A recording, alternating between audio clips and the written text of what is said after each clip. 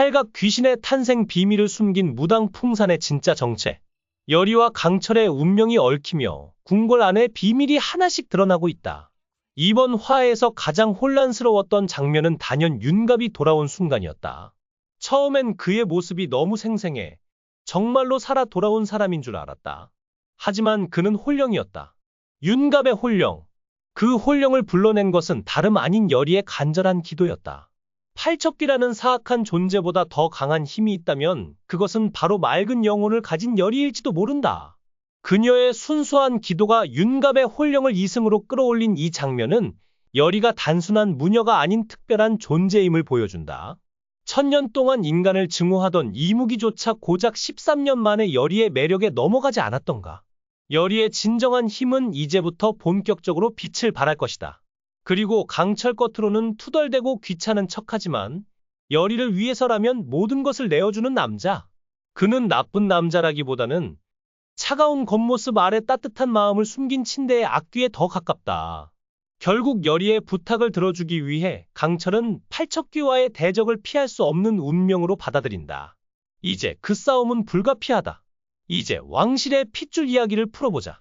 현재의 왕과 원자 광은 선왕의 서자, 즉 정통 왕족의 피를 이어받은 자들이다. 반면 대비마마는 선왕의 계비로 그녀의 친아들 영인대군을 왕위에 올리려 한다. 대비의 입장에서 원자 광은 진정한 왕가의 혈통을 가진 장애물이다. 그를 제거해야만 영인대군이 왕자에 오를 수 있다. 그래서 대비는 맹인 무당 풍산을 곁에 두었다. 그들은 팔척귀, 즉 천지장군이라 불리는 악귀를 원자 광의 몸 깊숙이 심었다. 사마에서 풍산이 말하지 않았던가. 이미 뿌리를 깊게 내렸다. 풍산은 원자 광을 팔척귀의 몸주로 만들었다. 하지만 그조차도 이상한 기운을 느끼고 있었다. 팔척귀에 대적할 만한 강렬한 힘, 맑은 영혼을 가진 존재. 그는 그 기운이 열의에게서 비롯된 것이라곤 상상조차 하지 못했을 것이다. 열의는 혼자 기도했을 뿐이다. 그런데 그 기도가 윤갑의 홀령을 잠시나마 이승으로 끌어올렸다. 풍산은 뭔가 잘못됐음을 감지한다. 열의 역시 누군가 그녀를 방해하고 있다는 기묘한 느낌을 받는다. 그리고 그 단서를 남긴 것은 바로 풍산의 대사였다. 아구지, 그 천한 놈과는 다르구나. 신기가 참 탐스럽다. 그 말 속에는 열의의 특별한 힘을 알아챈 풍산의 경외와 두려움이 담겨 있었다. 하지만 그는 아직 모른다. 열의의 맑은 영혼이 이 궁궐의 모든 음모를 뒤흔들 열쇠라는 것을. 바로 풍산일 가능성이 높다. 풍산은 팔척귀를 천지장군이라 부르며 그 힘을 자신의 이익을 위해 이용해왔다. 하지만 팔척귀의 눈에는 풍산이 한낱 천한 놈에 불과했다. 팔척귀는 자신을 이용하려는 탁한 영혼과 열의의 맑은 영혼을 비교하며 조롱했던 것이다. 지금까지 열의는 무녀로서 피해 다니는 삶을 살아왔다. 하지만 윤갑을 위해 그녀는 처음으로 두려움을 마주했다. 팔척귀를 불러내기 위해 주문을 외우는 장면은 숨이 멎을 듯 리얼했다. 그 비결은 실제 무속인들의 자문을 받아 소품 하나하나, 의상, 주문까지 세심히 준비한 덕분이라고 한다. 이 순간, 열의는 단순히 귀신을 보는 소녀가 아니었다. 그녀는 귀신을 직접 불러내고, 마주하고 감당하려는 진정한 무녀로 거듭났다. 자신을 믿기로 결심한 열의의 행동은 그녀의 운명을 바꾸는 전환점이었다. 수살기와의 만남도 잊을 수 없다. 열의가 수살기의 원한을 풀어주는 장면은 깊은 여운을 남겼다. 보잘것없지만 나의 소중한 삶이었다. 이 대사는 수살기가 단순한 악귀가 아니라 이름 없는 삶조차 소중히 여겼던 존재임을 보여준다. 그 한 줄의 대사만으로도 시청자는 수살기를 귀신이 아닌 사람처럼 느꼈다. 그 감정선은 가슴을 울리며 뭉클함을 안겼다. 열의가 화영 속에서 본 장면도 충격적이었다. 입에 무언가를 문 채 죽어있는 영인대군의 모습. 그 억울한 죽음, 말할 수 없도록 막힌 입은 그녀의 원한을 낳은 뿌리였을 것이다.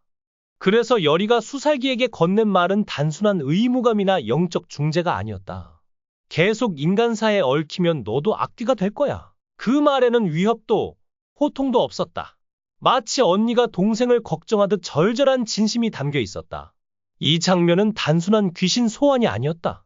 한편, 왕과 강철의 대립도 이번 화의 강렬한 순간 중 하나였다. 왕은 노비제를 폐지하겠다고 선언한다. 그러나 강철은 그 말을 듣고 비웃는다. 임금을 비웃은 것이 아니다. 고작 100년도 채 살지 못하는 인간들의 헛된 꿈을 조롱한 것이다. 왕 앞에서도 반말을 서슴지 않고 예의라고는 눈꼽만큼도 없는 강철. 그의 태도는 천년을 살아온 존재의 냉소적인 시선에서 비롯된다. 강철의 눈빛은 마치 이렇게 말하는 듯했다.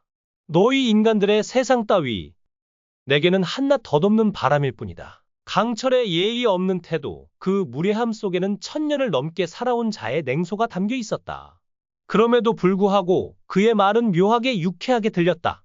천년을 살면서 인간들의 세상이 바뀌는 걸 단 한 번도 보지 못했다. 강철의 이 말은 단순한 비아냥이 아니었다. 왕도 그 말이 틀리지 않음을 알고 있었다. 그래서 왕은 담담히 답한다. 내 대의가 누군가에겐 살인을 저지를 만큼 위협적일 테지. 이 대사에서 왕의 그릇이 드러난다. 그는 이상만 좇는 어리석은 군주가 아니다. 현실을 직시하고 편견 없이 사람을 대하는 진정한 임금의 면모를 보여준다. 하지만 강철은 왜 윤갑을 죽인 무관을 보고도 침묵했을까? 그 자리에서 통쾌하게 이자가 범인이다 라고 외쳐주길 바랐건만 그는 아무 말도 하지 않았다. 그것은 단순한 무관심이 아니었다. 강철은 지금 말해봤자 의미가 없다고 판단했을 가능성이 크다. 혹은 열의를 더 위험한 정치적 소용돌이에 끌어들이고 싶지 않았거나 천년을 살아온 자의 철학 인간사에 관여하지 않겠다는 원칙 때문일지도 모른다. 아니면 그는 복수의 타이밍을 노리고 있거나 왕가를 뒤흔들 비장의 카드를 손에 쥐고 있을 수도 있다. 중요한 건 강철이 더 이상 예전처럼 방관자의 태도를 유지하지 않는다는 점이다. 그는 윤갑과 열의의 일에 깊숙이 얽히고 있다. 도대체 뭐가 이렇게 강한 거야? 열의의 부탁이라면 팔척귀와도 맞서 싸워야 하는 강철. 그는 원자 광의 몸에 깃든 팔척귀가 아닌 왕의 몸에 빙의한 팔척귀와 대적해야 하는 운명에 놓였다. 강철은 다리를 휘청이며 가섭 스님을 만나러 향한다. 다시 그놈과 싸우라고? 그는 투덜대지만 열의를 위해 가섭 스님과 동행할 결심을 굳힌다. 가섭 스님은 팔척귀와 맞서기 위해 본격적으로 등장하는 인물이다. 불교의 깊은 수행으로 무장한 그는 열의를 돕기 위해 사화에 뛰어든다. 강철은 스님을 보며 중얼거린다. 이 인간, 기가 어찌 이리 대단한 거지? 인간이 아닌 게 틀림없다. 한편 팔척귀를 숭배하며 권력을 쌓아온 풍산과 팔척귀를 물리치려는 강철, 열의 그리고 가섭 스님의 대립이 본격적으로 시작된다. 열의는 간절한 마음으로 외친다. 내 몸을 너에게 줄게. 제발 윤갑나리를 구해줘. 그토록 바라던 열의의 몸주신 제안. 13년을 기다렸던 강철에게는 자존심 상하는 순간일지도 모른다. 하지만 열의의 윤갑을 향한 진심이 느껴졌기에 강철은 또다시 투덜거리며도 그녀를 돕기로 한다. 그러나 강철은 날카롭게 묻는다. 넌 윤갑이 아니다? 도대체 넌 누구냐? 왕도 자신의 몸에 팔척귀가 빙의한 경험을 했다. 그는 이제 윤갑이 더 이상 윤갑이 아님을 또 다른 악귀의 존재를 감지한다. 내 모습이 어땠느냐? 왕의 물음에 신하는 떨리는 목소리로 답한다. 평소답지 않으셨습니다. 왕은 과연 윤갑과 열의를 대적할 것인가? 아니면 대적하는 척하며 그들과 손을 잡고 팔척귀를 몰아낼 것인가? 만약 그 사이 열의가 또다시 운명을 저버린다면 왕은 두 사람을 도성 밖으로 쫓아낼지도 모른다. 시청해 주셔서 진심으로 감사합니다. 여러분의 관심과 응원이 저에게 큰 힘이 됩니다. 만약 이 이야기가 재미있었다면 좋아요와 구독을 눌러주세요. 여러분의 작은 클릭 하나가 더 많은 흥미진진한 콘텐츠를 만드는 데 큰 도움이 됩니다. 앞으로도 더욱 긴장감 넘치는 이야기로 찾아뵙겠습니다. 계속해서 많은 사랑과 관심 부탁드립니다. 감사합니다.